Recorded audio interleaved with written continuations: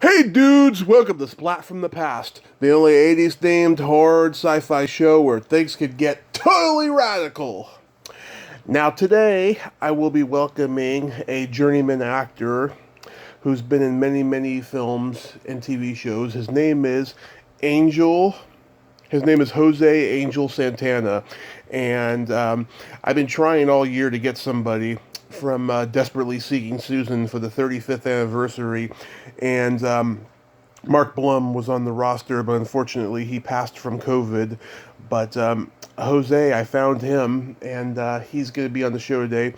Talk about how he got into acting, the making of that movie, and other movies like Nighthawks and Prince of the City, a couple others. And he also works with young kids, and he teaches acting and does so many different things.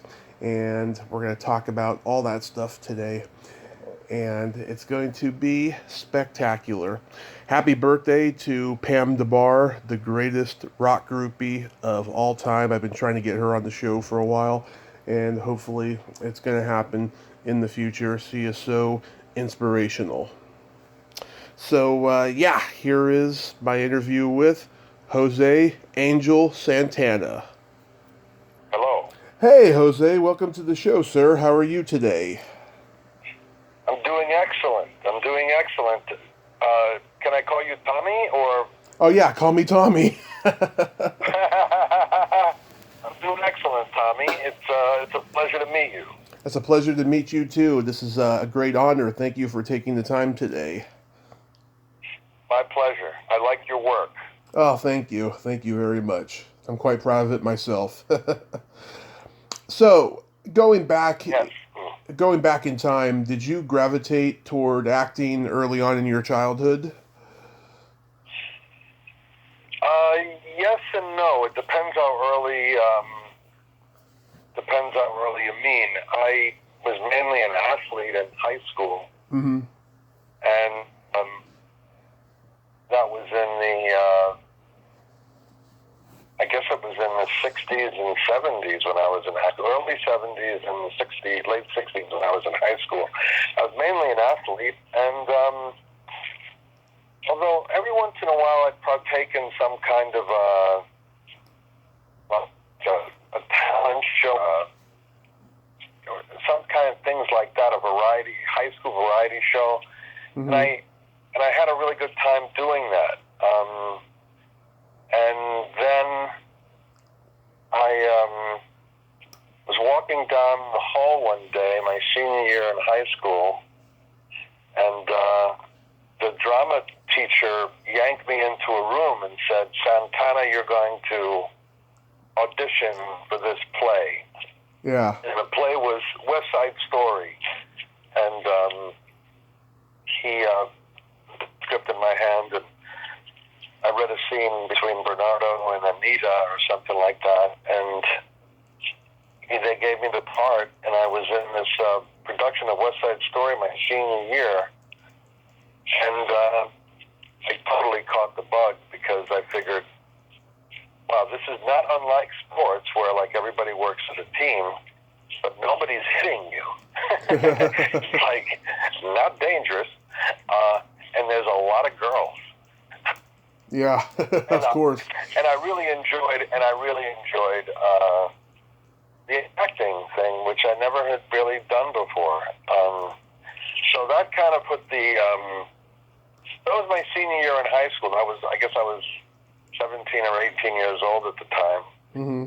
And that's basically when I caught the bug. Right. Right. I could ramble forever, but I'll just answer your question that way. No, that's okay. Where are you originally from? I was born in Havana, Cuba. Oh, okay. Were you raised there too? No, I arrived in the United States at the age of 3, Mm-hmm. and my parents immigrated to a town called Union City, New Jersey, which is northern New Jersey. It's right outside of Manhattan, just 5 minutes outside of Manhattan, across the Lincoln Tunnel. So, and then, so when I was 3, I arrived in the United States. Nice, nice. So after high school, did you? I was reading that you have a BA in mass communications from the University of Vermont. Was that your trajectory at that point, or was acting, what you wanted to do from West Side Story on? Well, acting was something that was like really burning inside me from West Side Story on, but I could never admit that to like anybody because no one would have like taken me. I barely took it serious myself, but because I was able to go to the University of Vermont. Well, let me be really straight with you here. Okay. Before that senior year, the whole class was taken to, the whole school was taken to, or one of the classes, Yeah. or the years, taken to the Broadway production of the play Hair, the original Broadway production of the play Hair. Right. And at the end of that play, the cast of Hair invites the audience on stage. And I, immediately bolted to the stage. And the rest of my classmates were, appalled that I would have the nerve to do that. Well, when I was on that stage, dancing with this beautiful chocolate actress from the original production of Hair, I thought that I was, home. I mean, literally, it felt like being home, being on stage and, interacting with this actress.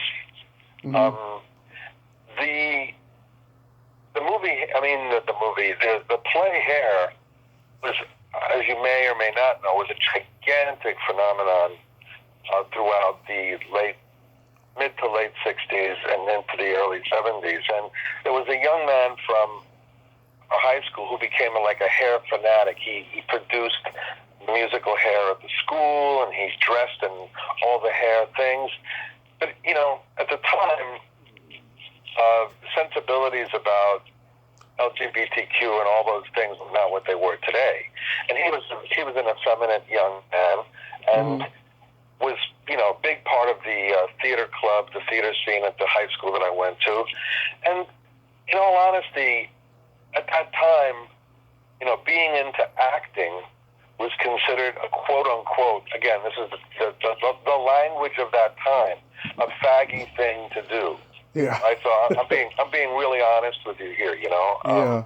So the fact that I caught the theater bug in senior year, I didn't have concerns about the quote-unquote faggy thing to do stuff, because the fact of the matter is that I had a wonderful time being in the play, had a wonderful time with the kids from the theater department, and I really loved doing it. But it was not something that, in my neighborhood, it was a very working-class immigrant community. Right. That you went around saying I want to be an actor. You just didn't do that. In fact, my parents came to the United States, for me to become like a doctor or a lawyer or something.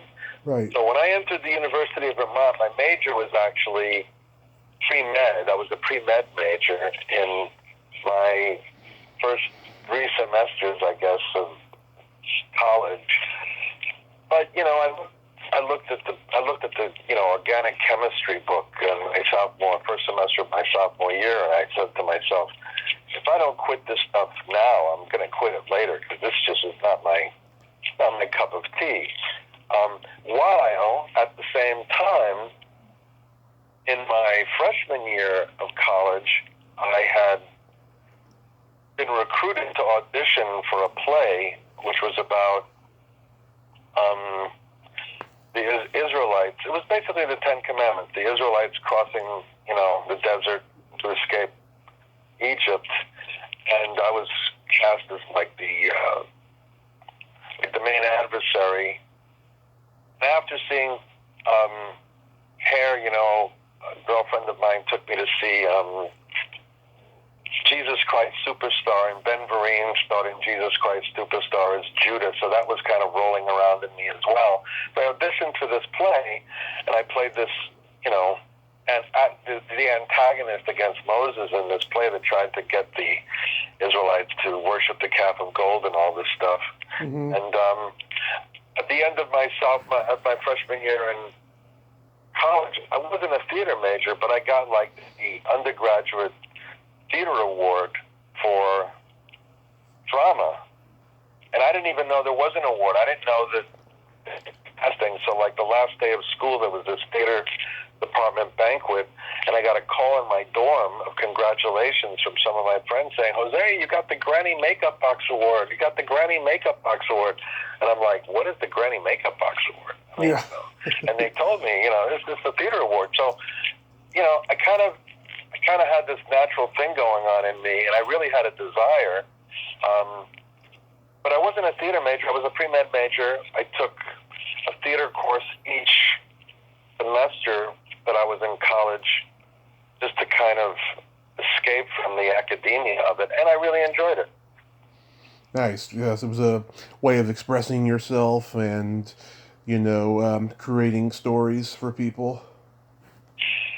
Exactly. It was a way of doing exactly what you say, expressing myself and interacting with other people in a way that no other thing I knew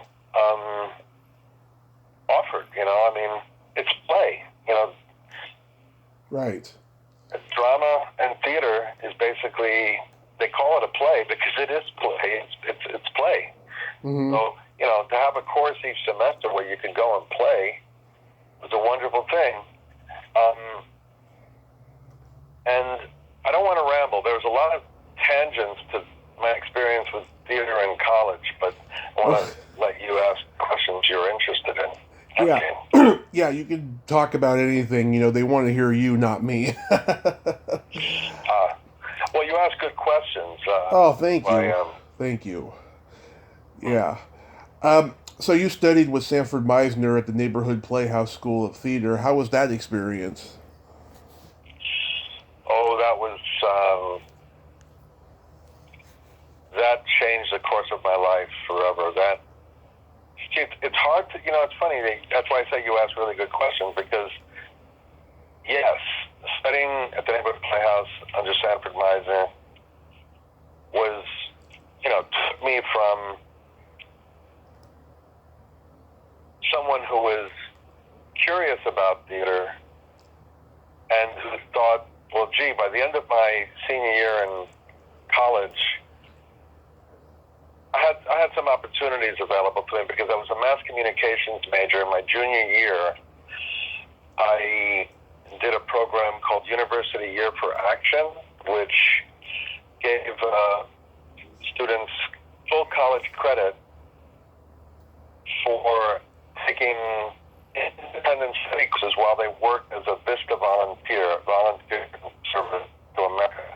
Mm-hmm. I worked at a maximum security prison in Windsor, Vermont, for my entire junior year. So right. It was the oldest prison in the United States, and I was a communications director. I connected three different, the prison, the maximum security prison, with like 6 different hospitals in New England via two-way closed-circuit television to provide educational opportunities for the inmates and to provide opportunities for the communities to interact with inmates in a way that would otherwise not be possible. So I had these opportunities, because of doing that job, I had these opportunities available to me. It was the beginning of affirmative action, and I, being an Afro-Cuban young man, had a very good mentor who was the president of Capital Cities Broadcasting, a man named Daniel Burke, who eventually became president of ABC and I think Disney as well. And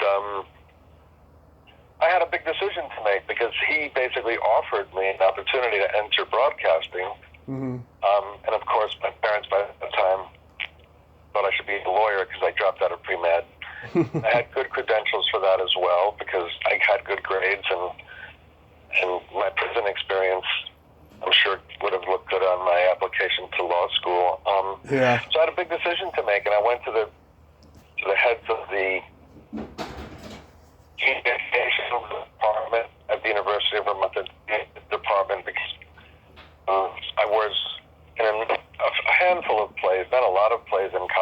a handful of plays, and he just bounced it off them. Like, what do you think I should do? You know, and Noam London, the president, the director of the communications department, basically said, "This is an unusual time. There's all of this affirmative action going on, and Daniel Burke is your mentor, and you could go into broadcasting and live happily ever after. So, what are the chances of making it as an actor?" It didn't make sense to him that I was thinking of this. And then I went to the theater department person, a man named Edward Feidner, who was a big inspiration because he had a Shakespeare festival there every summer. That was extraordinary, and I met some amazing actors and just really, really, really very supportive and giving professional actors, two of which are extremely well. Well, one of them is very well known as Armin Shimmerman.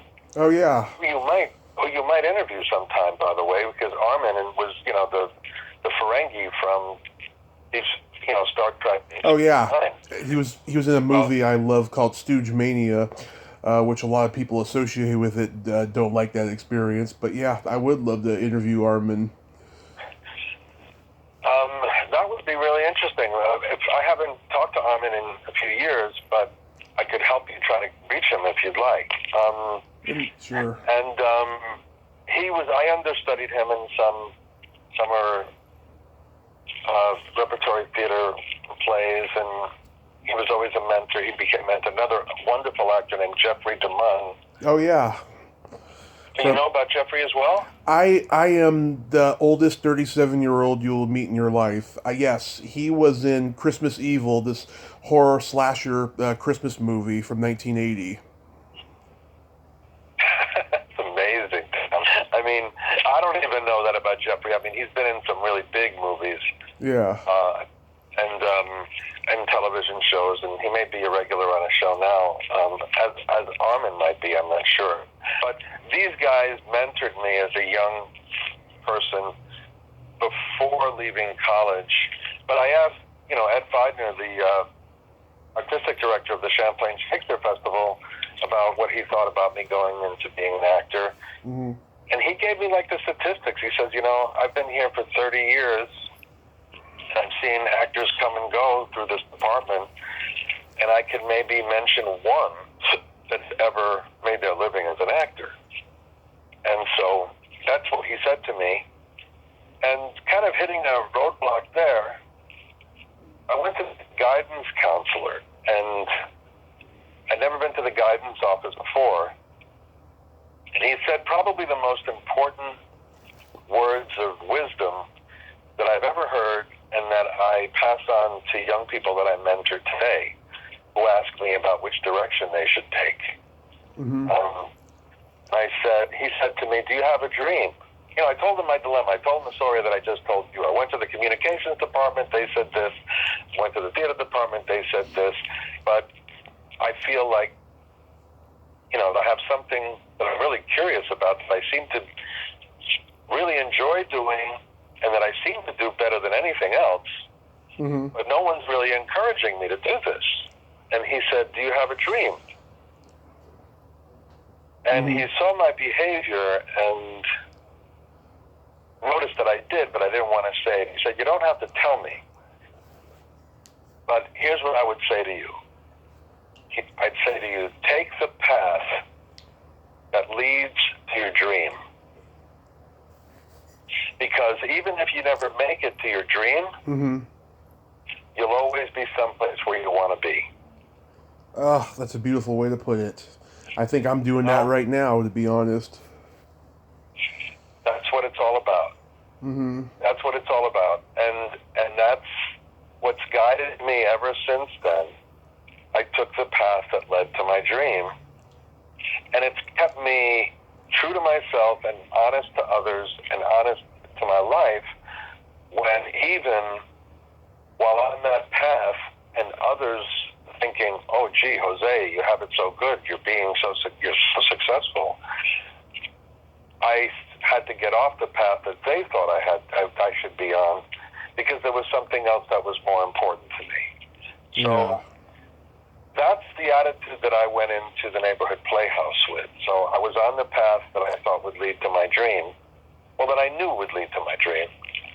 And I was fortunate enough to study there in the time where Sandy Meisner had just come back from his laryngectomy, and was teaching. And so I'm not quite sure where to begin other than to say that what I learned at the neighborhood playhouse under the direction of Sanford Meisner and his colleagues, teachers, whether it be in voice or dance or other acting teachers there, none that compared to Mr. Meisner.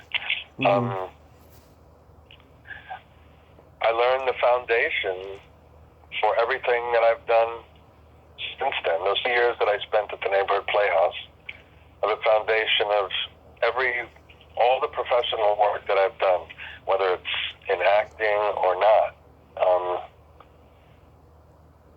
So if you want to ask me some particulars about that, I'm happy to answer them. But yeah, it's the foundation of my professional life. And not just my professional life, but it's the foundation of the way I relate to people as well. I was curious, did any of your classmates go on to become known or successful in acting? My classmates in my year, no. In fact, no. I'm the only one who wound up making a living as an actor, to the best of my knowledge. I know one has become a director, and he teaches directing now at AFI. And one of them is still in the business on the business end of the business. But it's a shame, because in my year, I certainly wasn't the best actor in the class.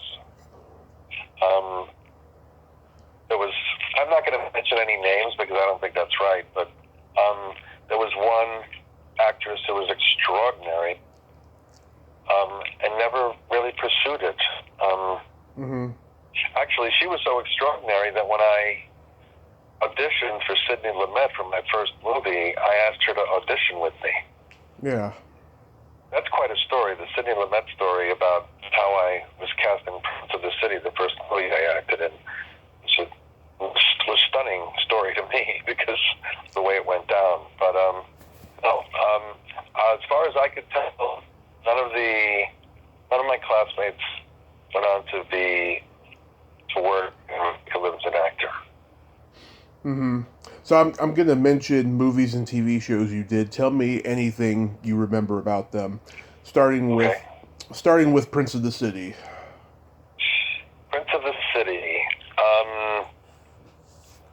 Well, I did not have an agent at the time, but a friend of mine did. And my habit in New York at the time is to basically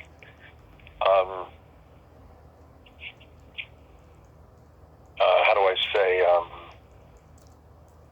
not listen to any of the signs on the doors that said, do not enter. So I make the rounds around Broadway where all the agents were, and I found this agent named Bob Barry who represented a friend of mine, Michael Garfield, whose name I will mention, because he's the person who recommended that I go to the neighborhood playhouse. Michael Garfield, an actor who I'd seen in a play at the University of Vermont he was a few years ahead of me. When it was time for me to finally make that decision to follow that path, I said, where's that guy that I saw in Dr. Faustus? And wherever he is, that's where I want to go.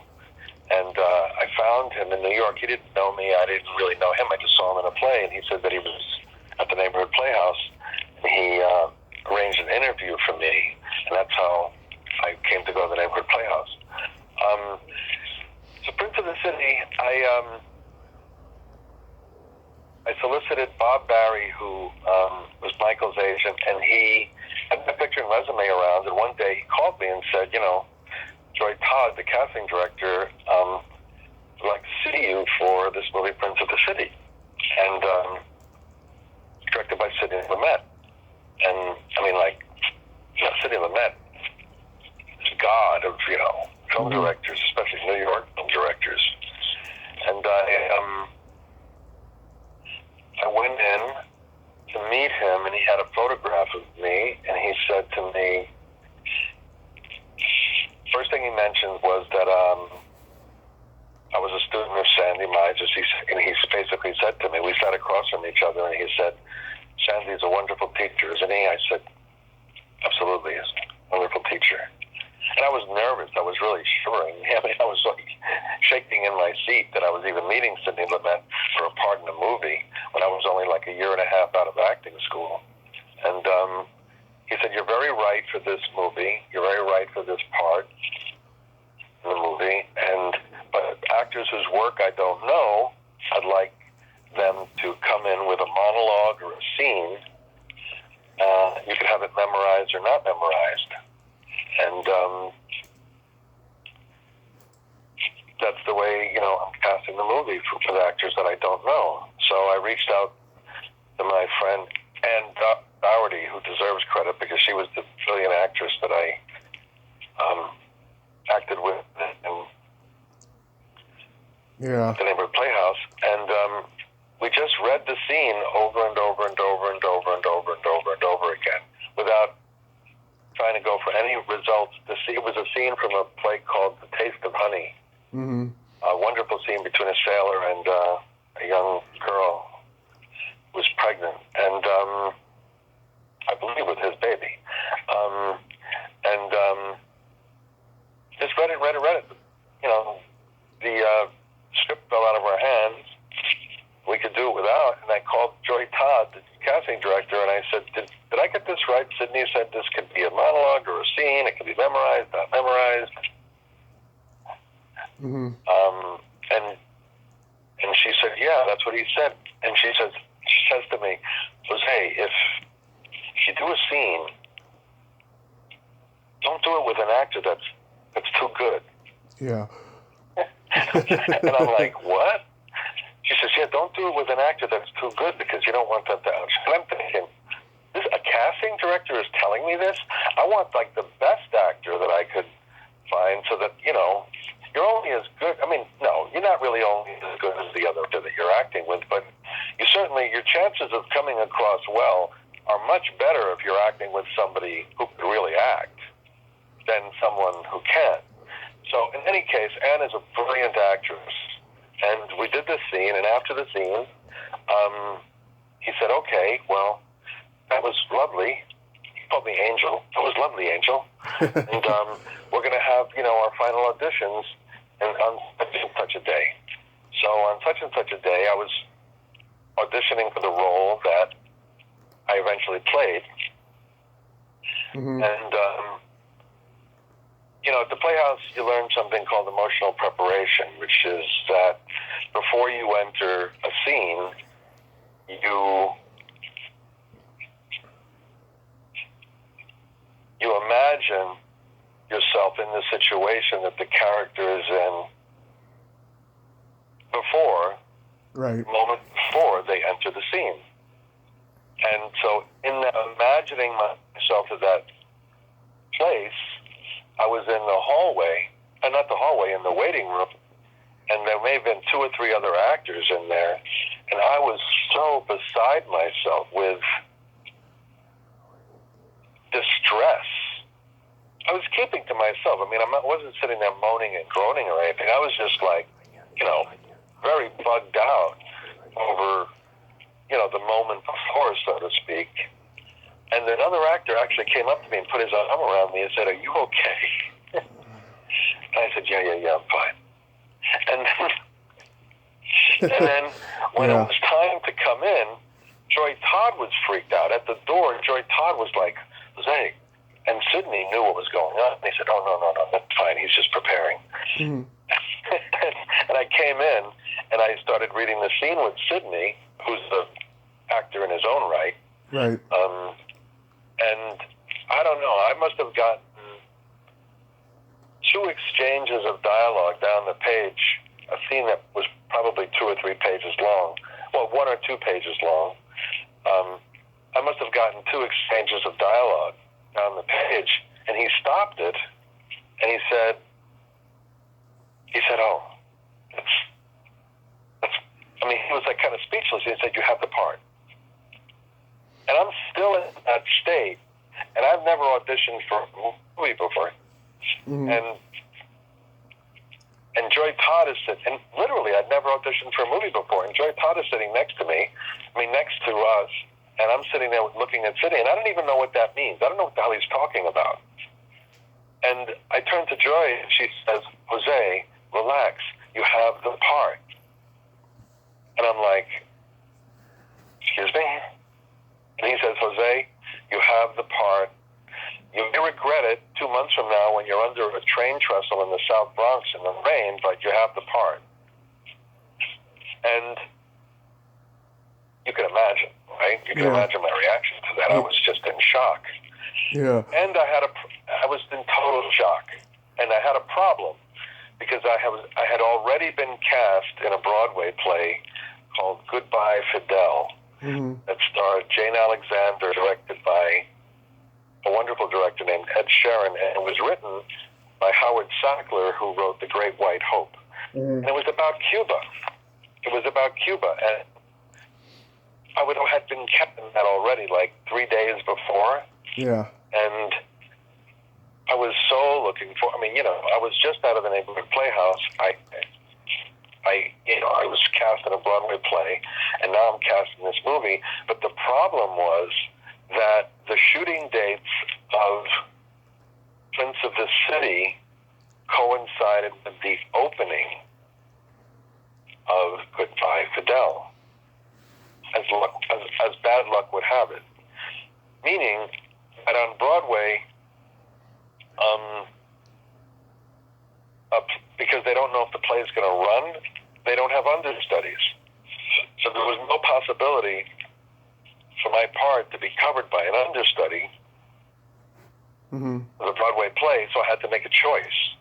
And I immediately told the folks that I was rehearsing with the Goodbye Fidel my predicament, and they left it up to me. I told Sidney what my situation was. I told Goodbye Fidel people what the situation was. The dates for the opening couldn't be adjusted for Jose. Not that I even thought that they would be, but the shooting dates couldn't be adjusted.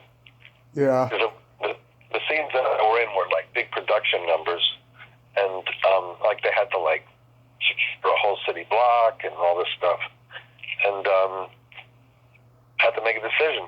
And I gave up being in Goodbye Fidel to do part in Prince of the City, and the part in Prince of the City is probably the thing that I'm most proud of that I did in film, even though it was only my first film, and I really didn't act that much in film. I acted about a little bit more in television than I did in film, but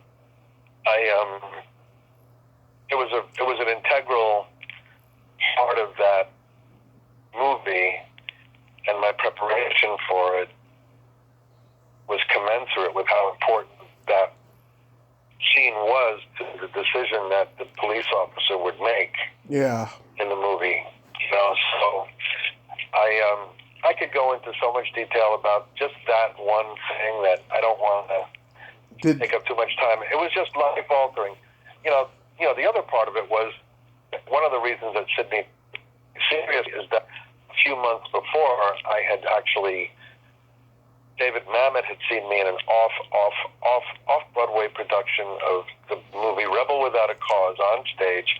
Yeah. And David invited me to work with him at the Public Theater in a play called The Blue Hour. And that was on my resume. And in fact, what I'll tell you is that the moment that Mamet, who was basically my mentor in the business,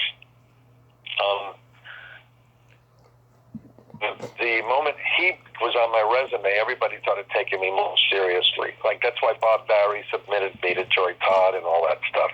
Yeah. Before David was on my resume, people really didn't take me that seriously in the business. But when David invited me to be in the Blue Hour, people started taking me seriously. Sydney saw David Mamet on my resume, and then I studied with Sandy, and then,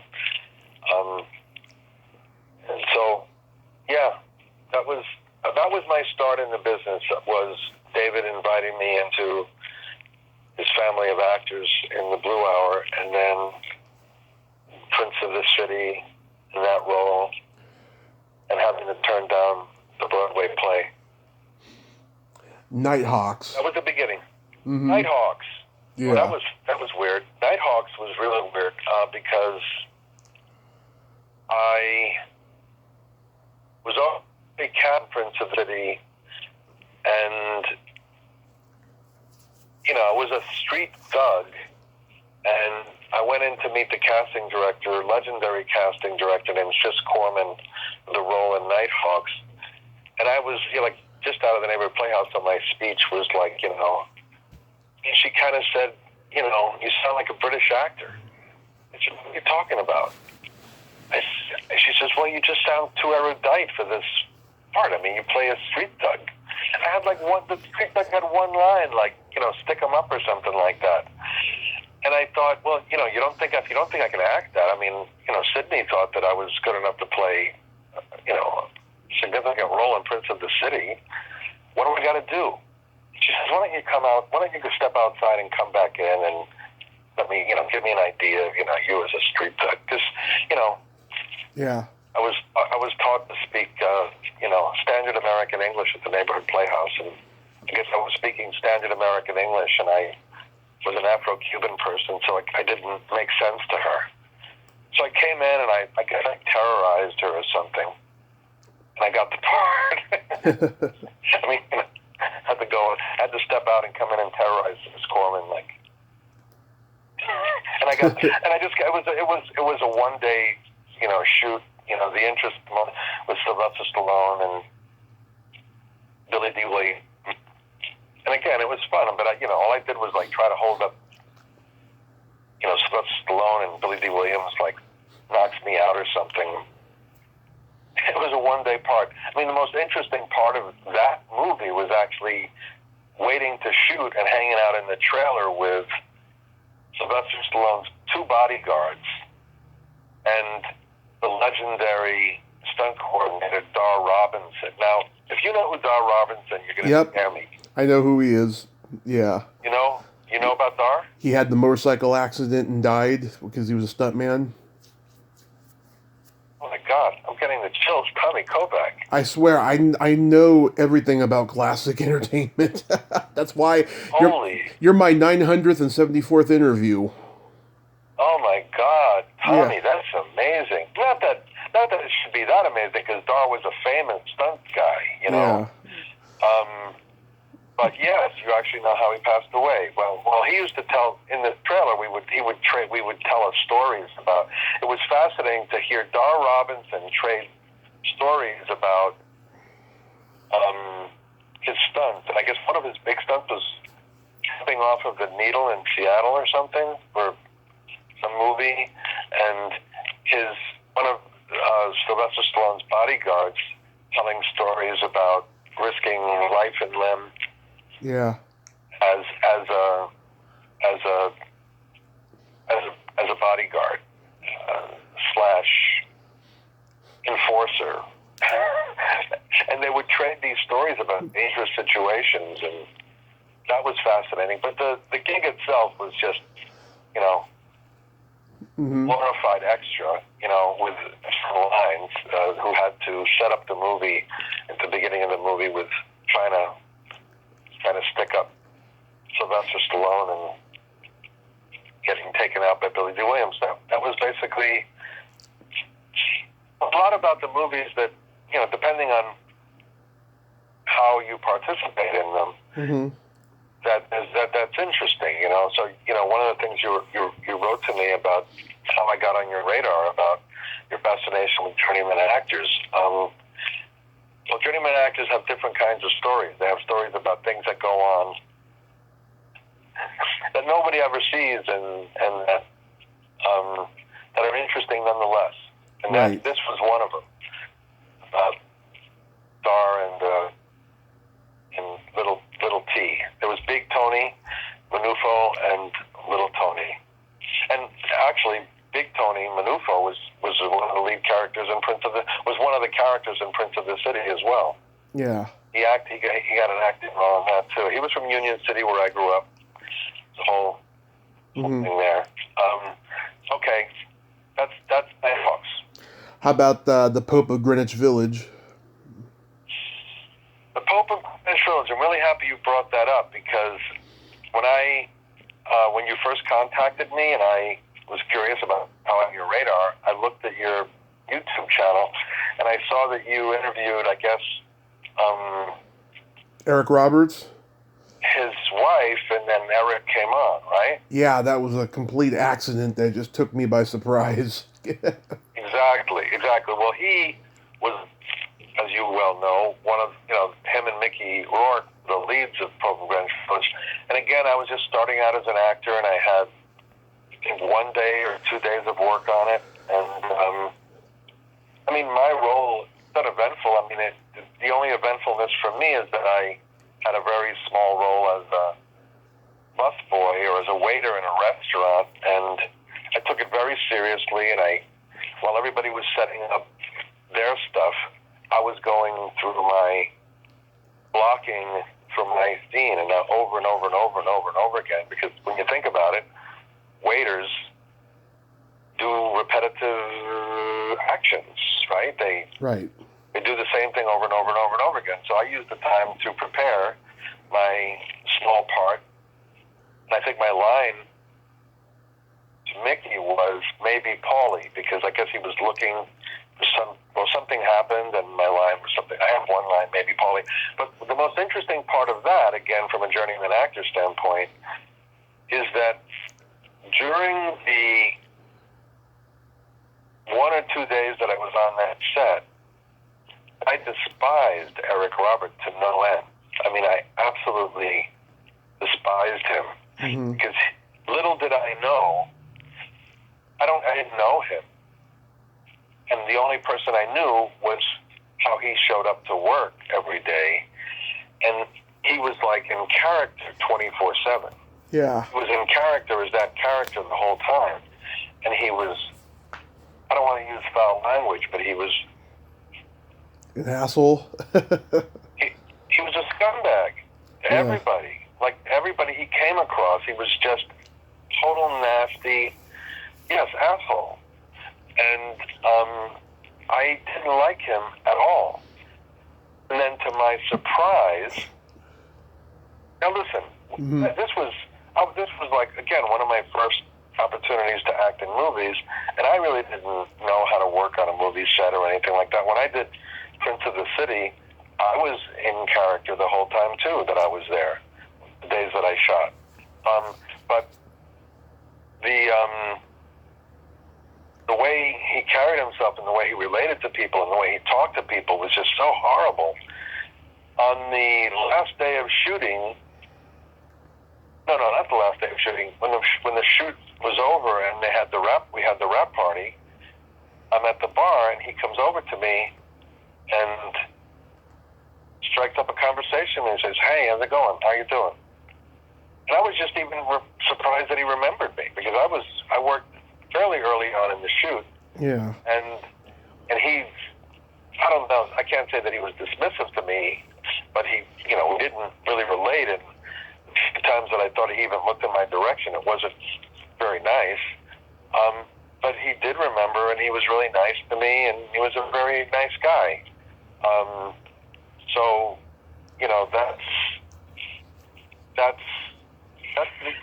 that's my experience of Pope of Greenwich Village. Had a very small role, and it was basically watching the working processes of the lead actors. Now we get to one of my all-time favorite movies, Desperately Seeking Susan. Desperately Seeking Susan. It's funny because my wife just walked in. Mm-hmm. Desperately Seeking Susan. She just walked in from teaching, and Yeah. Desperately Seeking Susan has been A what? topic of discussion Mm-hmm. in this household. And your email to me about this interview is part of that. Even before we got your email, Mm-hmm. we were at a dinner engagement with some friends here in Ojai, where we live, and the woman was a major fan of Desperately Seeking Susan. Yeah. And my wife was a fan of the movie as well, and remembered seeing me in the movie before we knew each other, and had this, really impression of me, or very strong impression of me. And we went to bed that night talking about our friend April's, fandom of the movie, and Muddy Soul's impression of my character in the movie.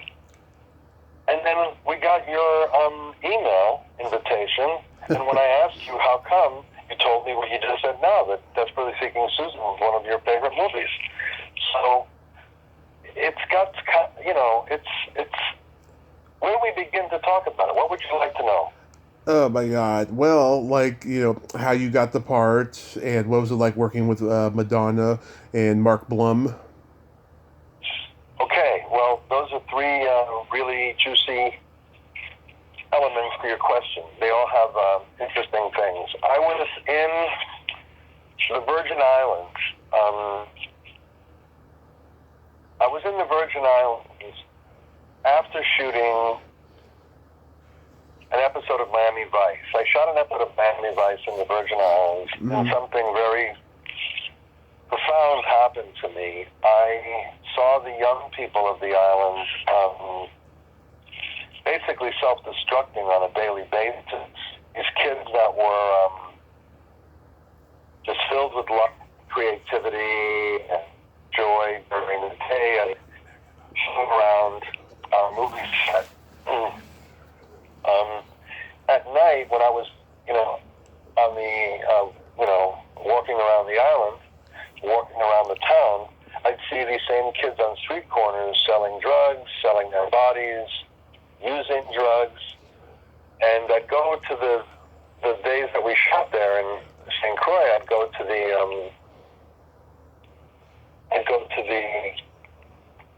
night clerk at the hotel we were staying in, and I'd tell him these stories of, during the day I see, Juan and Lupita, being these little creative geniuses. And at night I'd see these same kids, self-destructing. And I did that for, almost every night I was there. And the night before I left, the night clerk, his name was John, said to me, you could go back to the States and continue being a successful actor, but if someone like you actually stayed here and did something to these kids, that would make a difference. And I was really suggestible. I guess I still am really suggestible. When he said that to me, it really stuck with me. So I went back to the States, and I think it was while I was still doing that I got a call from Lisa Brayman, the casting director of Desperately Seeking Susan, and she said that Susan wanted me to come back and audition for, that they were interested in me for Desperately Seeking Susan. And I guess when I went back, I met with Susan Scheidelman, and we had a very nice talk. And there was no auditioning or anything. She just met me and we talked. And then I went back to St. Croix in the Virgin Islands for a month to learn about the island and to see if I could actually start shows theater in St. Croix in the U.S. Virgin Islands. What I didn't know was that all I really knew about an approach to acting was what I learned at the neighborhood playhouse.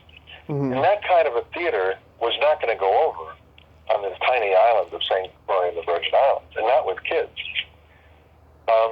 And I didn't know anything about business. I didn't know anything about nonprofits. I didn't know anything about anything other than acting. Right. But I stayed there for a month nonetheless to learn about what I didn't know that I needed to know to go do that.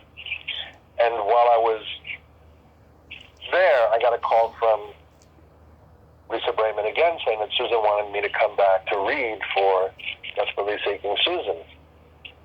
And it was a part that was written for, it was a boutique owner that was written for a woman, but that they were going to change it to me. And I thought, well, two things. First of all, I'm down here in St. Croix, and I really am on a mission to learn about how to help these kids. So I don't want to go back for that reason. But the other reason is that there was a part written for a woman, and it was going to be changed to me. I just had a feeling that if I auditioned for this, I wasn't going to get the part. I just thought, I don't know. If I audition for this, I'm not going to get this part. Especially since I really want to be here. Yeah. And so I said, no, I don't think I want to do that because I'm here and I'm doing this research on this work with kids that I want to do. And she says, well, Jose, I mean, it's crazy.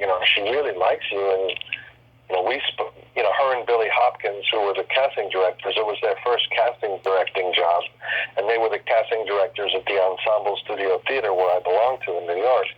Would come and see me in a play called, they'd seen me in a play at Williamstown Theater Festival called Real Dreams. It was written and directed by a wonderful playwright named Trevor Griffith. Yeah. And it was opposite Kevin Spacey. Spacey was the lead, and I was like the antagonist for that lead in the play. And they said, she really wants you. And I said, well, I'm really doing this, and that's what I'm doing. I'm here in St. Croix. Well, the next thing you know, I get an offer for the part. So, I'll obviously take the part, Yeah. Coincided with me coming back from St. Croix. And I was back, and I worked on it the first 3 days of production. And I didn't know who Madonna was. Actually, between the time that I got back and the start of the show, of the production, they still hadn't cast a Susan part. And my girlfriend at the time was very striking, and she was at a party with me at the Ensemble Studio Theater, and the casting people were very interested in my girlfriend, Anne, for that part. And I guess they never reached out, or they found Madonna or something. And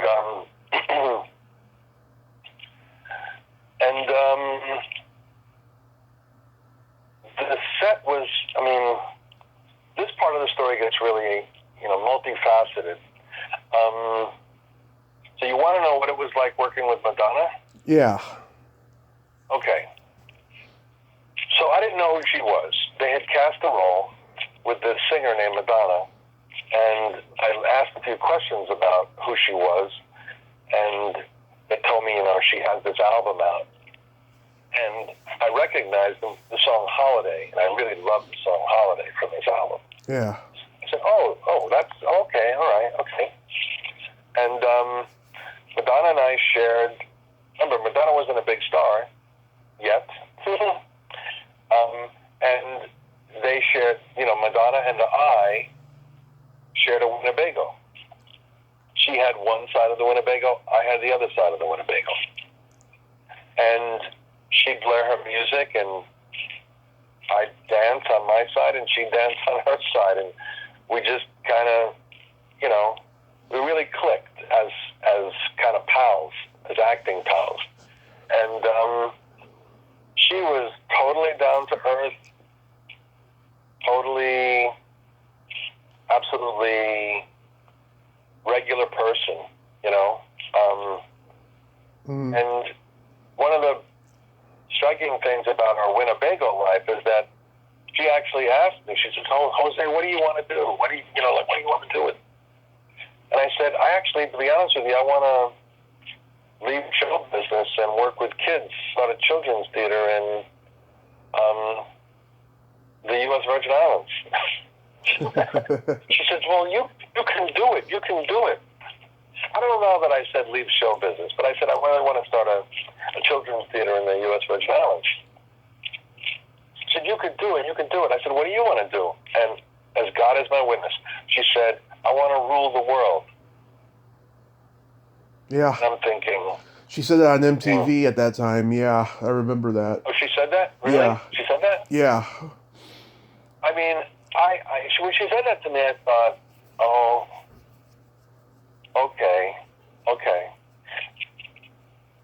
And me, as, again, this is like how vision matters, and the same thing that my guidance counselor said to me in college matters, because she actually had a different dream than I did. She wanted to rule the world, and she set about to do that. After each day of our shooting, she had to leave because a limo would be waiting for her, that her manager had set up a meeting with a producer. And I would kind of like roll my eyes, going like, doesn't she realize we're all just going to be unemployed in 10 weeks? I mean, that's just the way movies are, you know. You do a movie, for journeyman actors, you do a role in a movie, and it could last anywhere from a couple of days to 10 weeks or so, and then you're going to be unemployed. Yeah. But, and she was, to me at the time, she was a non-entity as a movie star or as an actor or anything, and I didn't even know how she acted because it was the first 2 days of production. Yeah. And I just thought, wow, she really thinks that this, blah, blah, blah. But obviously I was wrong. Yeah, for all you knew, at that time, she could have been a flavor of the month, Yeah, she could have been a flavor of the month. And I just, who could have imagined, you know what I'm saying? Who could have imagined that a singer who never acted before would become the phenomenon that Madonna became? Yeah. Right? But now Right. I have some stories about the set. Now this is actually almost controversial because of what's going on today in culture. Yeah. So when we were sitting around in our actor chairs waiting to shoot the scenes, Yeah. Madonna behaved in a way with me that I'd never been treated before by a woman. Mm-hmm. I mean,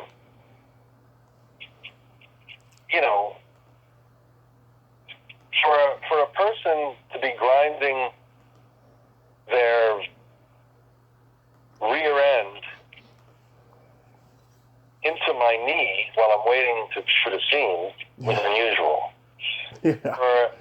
For an actor to sit on my lap and basically put her breasts in my face before I go do a scene was kind of unusual. Yeah. And it felt really weird. I mean, she was always doing it in front. I could have certainly said stop. I just was so taken aback by the way it was going down that I didn't know what to say. But the way she was relating to me off camera certainly informed my performance with her on camera. So if you watch those scenes between me and her again, you're going to see that I am not a happy camper. Yeah. Now, the way I played my part as a whole was designed for me to. I really didn't. My role was based on someone I idolized when I was a young teenager, who after a few years became a miserable person. there was a store on St. Mark's Place called The Limbo, which was the coolest boutique in the East Village. And the clothes were legendary. I mean, they used to supply the clothing for all the rock stars that played at the Fillmore East right around the block, and anywhere from Mick Jagger to Joe Cocker to Janis Joplin, and the people who worked there were just the coolest. While I was a teenager and I used to shop there, when I graduated from college and came back to the city, the store was now, I think, called Trash and Vaudeville, and which became a pretty popular store in its own right. But she was the store, the cashier was now really bored and over the hill kind of, and she seemed like she wanted to be any place in the world instead of there. And I just was feeling that myself in my life. I was feeling like this role is like a metaphor for the way I really feel. I'd rather be anywhere right now. I'd rather be in the Virgin Islands working with kids right now instead of being here in show business. So my whole approach to the role was to just get this thing over with, close up shop, and get to some place that I really wanted to be. So that was the main thrust of my performance in this movie, is someone who just really didn't want to be there, who wanted to be someplace else, and wanted to just finish the day and get on to where they really wanted to be. Now, while that was going on with me, independent of anything else, Madonna was also a major pain in the ass. Yeah. It came to when I'm sitting there waiting to act, and she's like, when I walked away from it, I thought, I don't know what bothers me about this, but something about this is really bothering me. I don't, if I treated a woman this way, it would really not be cool. Mm-hmm. These were my thoughts back then when I shot this movie. I said, if I were to treat a woman this way, this would not be cool. I mean, I'm being treated in a way that I've never been treated before by a woman. Mm-hmm. Now, of course, now with the Me Too movement, this all takes on a different... Now, I am not accusing Madonna of being sexually abusive to me. Right. I'm not doing that. What I'm saying is that she was so forward. She was more forward to me than anything I'd ever seen. But again, I didn't know who Madonna was. That became her brand. Right. So she was being just totally true to herself when I had no idea who this woman was. She was just another actress to me, and she behaved with me in a way that I'd never been behaved with by, anybody. Anybody, yeah. But we did the scenes, and I enjoyed working with her. I mean, everything I'm saying doesn't mean that I didn't enjoy working with her, but since you've done 900 interviews, I think you deserve to get the same version of the story that I tell all of my friends. I mean, when people ask me about Desperately Seeking Susan, there's a few parts to the story, and this is the part of working with her on the set, and I already told you the part of what it was like to share a Winnebago with her. We became, I don't know about friends, but acquaintances after that, and I made a show that she did at Lincoln Center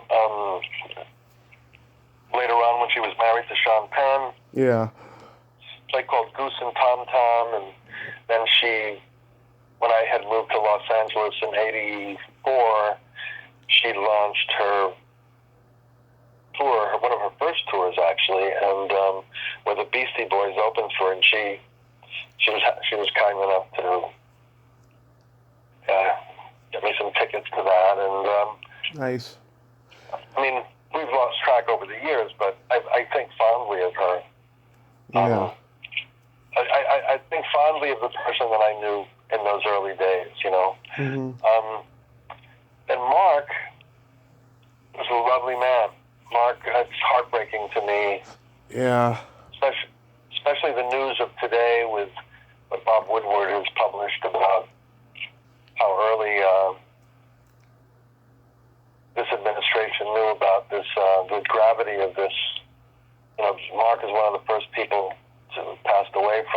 Yeah. And I don't know how much more time we have, but I could talk to you about working with him. Oh yeah, permits. I got plenty of time. Okay. Yeah. That was really interesting, you know, and it's a real credit to Susan Seidelman, the director, who, when I started on the scenes for the movie, you know, here I am, a man wearing that wig and that costume, and there's a tremendous pressure to like vamp it up. You know what I'm saying? Mm-hmm. You know, which is one of the reasons that I didn't feel comfortable auditioning for it, because I would have probably succumbed to that pressure to get a job, and it really wasn't right. So when I came in to do it as someone who would rather be anyplace else, Susan Seidelman was really cool. She said, "Oh, okay, so the boutique owner is going to be low-key." And I breathed a sigh of relief, you know, because she just accepted me where I was at with my interpretation of how to play the part. And that made life super fun, you know, because I could follow through with what I had prepared. And when it came time to shooting that scene, my intention was to close up shop. You know, count the money and close up shop. Mm-hmm. And I wasn't going to deviate from that for anybody. That was my intention, to count the money and close up shop. I mean, even in my scenes with Madonna, I was like trying to close up shop, and even when Rosanna Arquette came back in, I was trying to close up shop, even though I had these lines and to exchange with them. Yeah. And you know, and that's something, since you asked me about the Neighborhood Playhouse, that's something you learn about the craft of acting. And when you study under Sanford Meisner, is that you have your intention and you follow through with your intention faithfully. You really do it. Like, you don't pretend to be doing it. You actually really do it. It's called the reality of doing that Sandy taught. It's one of the fundamentals of Sandy's approach to the craft of acting, is that it's really doing under imaginary circumstances. So I was really trying to close things out. And so when Mark Blum comes in to get the information about his wife, I wasn't responding to him.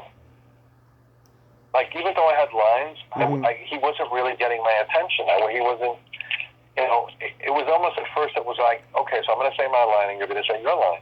But the way he was delivering his performance to me, it wasn't, you know, if it was real life, I would have just ignored him. I was really trying to close up shop. You know, I had better things to do than to listen to this person who's not even buying anything. He wants to talk to me about something. And it happens. We did it once. And, like, a really good director, Susan Seidelman, just didn't step in to try to fix it. Mm-hmm. She just said, okay, let's do it again. It wasn't working. She said, okay, let's do it again. We did it again. It still wasn't working, because I kept on doing my counting my money to close up shop thing, and Mark was not really getting my attention. And we stopped, we cut, did it again. We looked at it again. She said, okay, let's do it again. And I think it went one other time just like that. So this was like now the third time we were about to do it. And Mark said, this is the kind of actor that he is, because he was the lead of the movie. He could have very easily turned to Susan Seidelman, or even pulled her aside privately and said, will you just tell him to say the line? Yeah. You know what I mean? Yeah. I mean, you know, all the authority in the world to pull her aside privately, or to tell her out loud, or to tell me, which is not usually that cool for one actor to direct another actor, but he's a good enough actor in person to not have done that.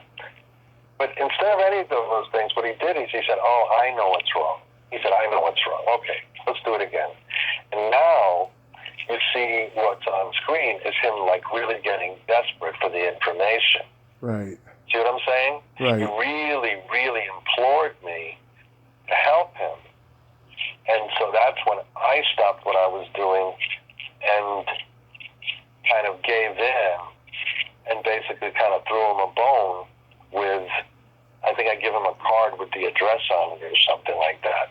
Right. So that's how, you know, that's to me one of the most, again, you know, I left the city soon after that to move to California, and I haven't acted, you know, all that much in films, really. I mean, Yeah. I have, but not really. I acted in big films and big projects, either on television or on stage. I mean, or on film, but most of my experience is really on stage. Yeah. And that kind of an exchange on a set was really gratifying to me because the actors worked it out themselves. And mainly Mark, who had the authority to step in and talk to the director about getting the other actor to do something, he did it through his performance, you know, and he knew he was a gifted enough actor to know he's a real New York, very, very good actor who knew, you know, just that he had to get my attention through his performance, not through some outside intervention. And that's a pleasure when the actors themselves work out how to get something from the other actor without it being manufactured, so to speak. So, Right. Right. and I have a great memory of that. And he and I were, you know, stayed in touch over the years. And when I taught at NYU Graduate Film School, his wife also taught at the theater school, and we interacted. Just lovely guy. Lovely, lovely guy. Yeah, sad I didn't get to interview him. He was on the fence about doing it, and then he told me to contact him in June, but he died end of March, unfortunately. Oh, that's sad. Yeah. But do you have a Jumpin Jack Flash story? Actually, I do. That was when I was really getting to the point of being fed up with pimps, muggers, and junkies. Yeah. And, I mean, you know, when you're in the business and you have a really good agent like the Gersh Agency, which were my agents, and they send you on auditions, you kind of owe it to them to play the game somewhat, you know? Yeah. And, you know, this was like, you know, a street thug thing. And I went in and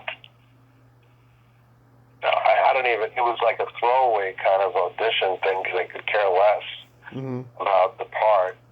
But I wound up getting cast in it, and now I have to, you know, play this role. And, you know, the most interesting part of that experience, again, this is journeyman actor stories.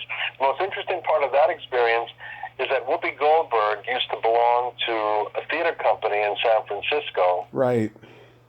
That my good friends from college were a part of. Huh. And a guy named Bob Ernst was part of that theater company that with Whoopi, and was a really good friend of Whoopi's, and he was played one of the street thugs as well. Yeah. So I got to see Bob Ernst on the set, which was really cool. I mean, we got to work together, actually. I mean, he was a street thug, I was a street thug, and all that stuff. And mainly, you know, the most interesting part of that gig was working with Bob, who was good friends with Whoopi, and on the night or two that we shot this thing, Terry Southern and Harry Nielsen Yeah. were lobbying Whoopi to be in some project with them, and they were plastered out of their minds. But these are two legends. Yeah. Terry Southern and Harry Nielsen are there like totally shit-faced and telling all these crazy stories. Yeah. And Whoopi is like just kind of playing along with it all, and spending the night, waiting to shoot with Harry Nielsen and Terry Southern telling Whoopi these crazy stories, and Whoopi kind of enjoying their company, and me and Bob, kind of being flies on the wall there, and just hanging out. But the other part of that movie was when it was time to do something called ADR, additional dialogue recording for those scenes that we shot of Jumping Jack Flash. It was kind of a bad scene because they wanted all of these, extra sounds from the street thugs. And by that time, I was so fed up with this whole thing that I wasn't even, in the mood to do it. Do all this, jive, ADR stuff, I was in a shitty mood, and Penny Marshall, who directed it, and Joel Silver, the producer, were behind me. Yeah. And Joel Silver said, do more of this kind of thing and that kind of thing. And I just thought it was all just really demeaning and stuff, I mean, oh, yeah. It wasn't, I could certainly, harass somebody on the street, but they wanted all this, stereotypical, crazy jive shit. Yeah. And I turned to Joel Silver. I mean, listen, I had, a tiny role in that movie again, and I'm there just doing ADR, so it's I have no standing to think who I am, to think that I'm somebody or anything important, but I still have my dignity, so I turned to Joel Silver. I said, listen, man, I'm standing right here. Why don't you talk to me? Yeah. Don't talk to me. Don't talk about me in my earshot to somebody else. I'm standing right here. Tell me what you want. Right. She should have said, I want more of that attitude, Jose. That's what I want. Yeah. I want you to really give her a hard time. Yeah. So it was kind of a bad experience because later on I auditioned for a movie called Awakening. Yeah. That Penny Marshall directed, and she remembered me from that, and I was really, I had no place to be difficult. I had no reason. I was not in a position to be difficult. Yeah. But I was, because I hated the gig, and I learned, don't do gigs that you don't really like because people are gonna not like you, Mm-hmm. And so when I auditioned for Awakenings later on, Penny treated me thank you very much. Yeah. Which she had a right to do. Yeah. She had a right to do. Mm-hmm. Oh. Yeah, her daughter Tracy was one of my earliest guests, which I still can't believe it was pretty cool. Yeah, and I actually did. I've only done one solo podcast of this show as a tribute to Penny because I'm such a huge fan. I think that she was the undisputed queen of comedy, and I was pretty upset when she passed. Yeah, everything you're saying, I wholeheartedly agree with, and she was so talented. Just so totally talented in both in comedy and serious work. Yeah. So what are you doing these days? I know that you've liked helping young people, and you've you've taught acting and so forth. Are you still doing it? Hello? Yeah. I didn't. The last thing I heard you say was you taught acting and so forth, and then you went silent for a bit. Oh, sorry. Okay, I know that you've been you've taught acting. You've helped young people. Are you still doing that even these days during the pandemic? Well, the pandemic has shifted things around significantly. The main thrust of my work is I created an approach to teaching mutual understanding to people that grew out of my work with young people. And I brought that work, that mutual understanding approach, the last, years, I guess, teaching film directors. So I use a mutual understanding approach to teach film directors how to work with actors. First at the NYU Graduate Film School, and then more recently at Columbia University Graduate Film School. So that's been my main, and I taught a course called The Art of Connecting, which was a mutual understanding approach to working within business, working in everyday life, working as an employee or as an employer at the School of Visual Arts in New York. So the main thrust of my work is taking a mutual understanding approach to both living and making art. And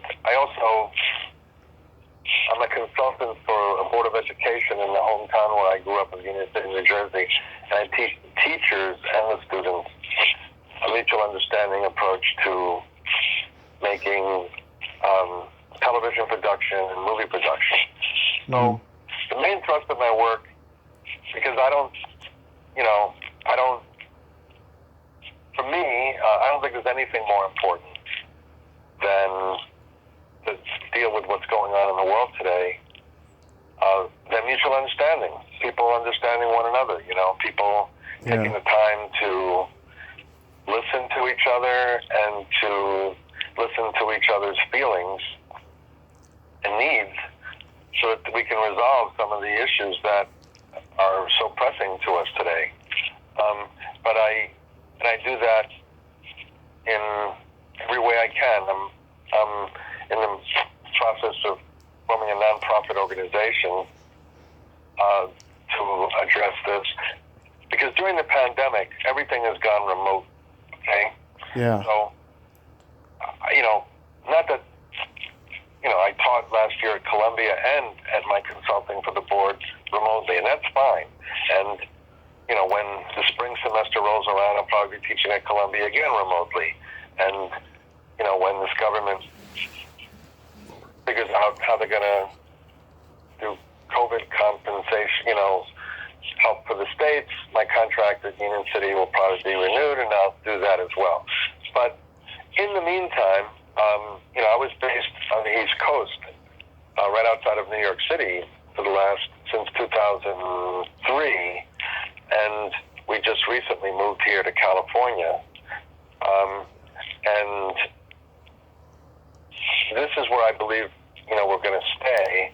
So if those things proceed remotely, I will continue to do them, teaching directors, mutual understanding approach to working with actors, and the same that I already mentioned about my consulting work. But I'm also really wanting to start a nonprofit about how using theater processes to enhance people's empathy for one another in society. So it's working. Mojo is basically Empathy Theater Works. So I definitely think that's needed. You had a reaction to that. I definitely think that's needed in today's society. It's just insane the way, online trolling has just taken over everyone's soul, I feel. It has, and it so influences our behavior to one another in life, and it's become it's the reason I need to keep working in this field and developing it as far as I can is that I can't say that I understand it or have any answers for it. Mm-hmm. On my Facebook page, for instance, I invite discussion from people who have alternative views about politics that I do, and then my Facebook friends say, Jose, why do you let these people talk on your page? How could you tolerate this? And I said, because I'm really interested in hearing what they have to say. How are you ever going to really understand or try to make peace or amends with other people if you don't listen to what they have to say and to listen to where they're coming from. Now, granted, there are limits to my capacity to even understand where they're coming from. But that's beside the point. The first principle of the work that I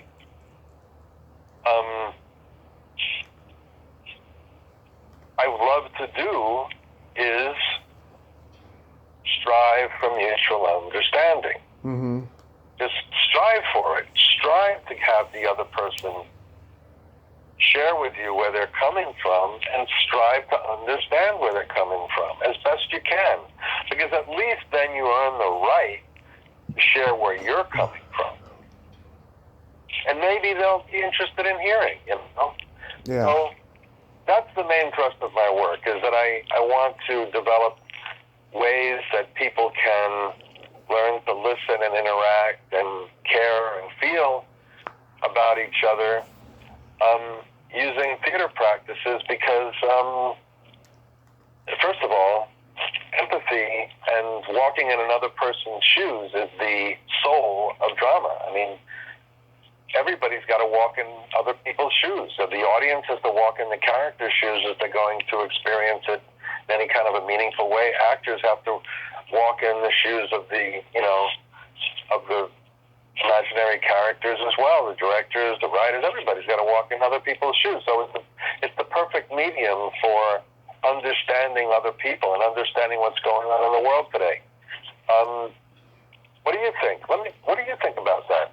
I just think that, I don't know, humans have been broken, since the beginning of time, but I think, after 9/11, everyone got selfish and greedy and just, uncommunicative, and, I graduated high school a few months before 9/11, and then, I'm going into the real world, and I'm like, oh my God, has it always been this way? Have people been so selfish and rude and just, there's no community anymore, It's strange the way the world has, but I think it'll turn itself around. I really do. I'm optimistic.